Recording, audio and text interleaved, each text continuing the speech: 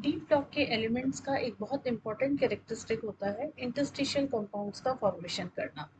Interstitial compounds तब बनते हैं जब किसी डी ब्लॉक के मेटल के लैटिस के बीच में जो इंटरस्टिशियल स्पेसेस अवेलेबल हैं उसमें कोई एस या पी ब्लॉक के एलिमेंट्स के स्मॉल एटम्स जैसे हाइड्रोजन है, कार्बन है, नाइट्रोजन है, वो उस स्पेस को ऑक्यूपाई करे।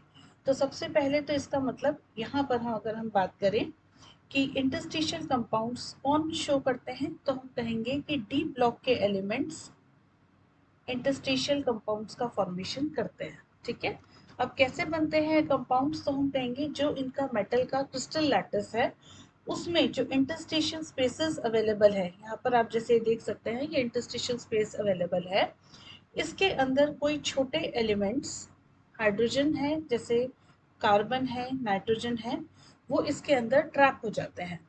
तो उससे इंटरस्टिशियल कंपाउंड्स का फॉर्मेशन होता है। तो हम इसको किस तरह से समराइज कर सकते हैं, देखिए। So we can say that when hydrogen, carbon, nitrogen like small atoms, they get trapped they get trapped inside the crystal lattice.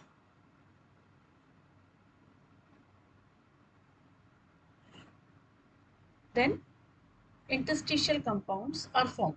Okay, in this condition interstitial compounds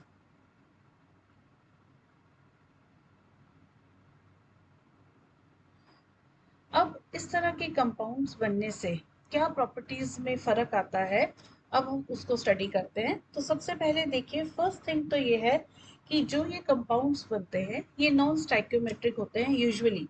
तो इनका नेचर क्या है, that they are usually non stoichiometric.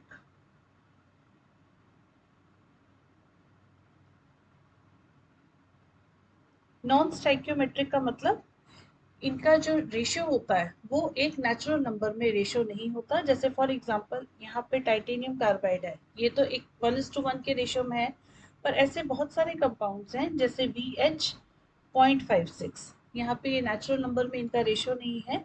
ऐसे ही हम देख सकते हैं titanium के साथ भी जब हाइड्राइड बनता है तो उसमें भी ये नॉन स्टाइक्योमेट्रिक है। तो जनरली ये जो कंपाउंड्स बनते हैं ये नॉन स्टाइक्योमेट्रिक रेशियो में बनते हैं। सेकेंडली, इनकी अगर हम बात करें तो इन कंपाउंड्स का मेल्टिंग पॉइंट बहुत ज़्यादा होता है, तो they have high melting point.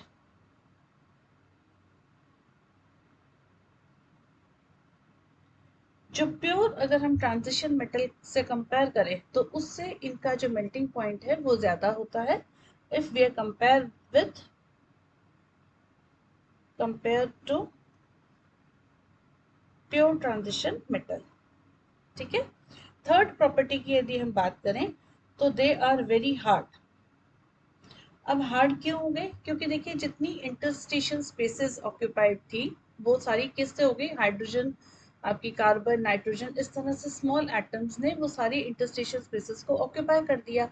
तो जिसके कारण अब इनके अंदर हार्डनेस जो है वो और ज़्यादा इम्प्रूव हो गई। ठीक है, फोर्थ कैरेक्टरिस्टिक है कि अगर हम इनकी कंडक्टिविटी की बात करें तो इनकी कंडक्टिविटी पे कोई फर्क नहीं रहता। इंटरस्टिशियल कंपाउंड बनने के बाद भी इन ट्रांजिशन मेटल्स की जो मेटालिक कंडक्टिविटी है वो एज इट इज रहेगी, तो they retain the metallic conductivity.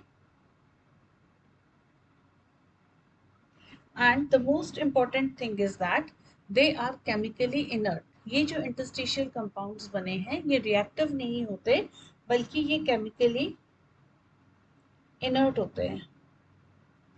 So these are the few different properties of the interstitial compounds.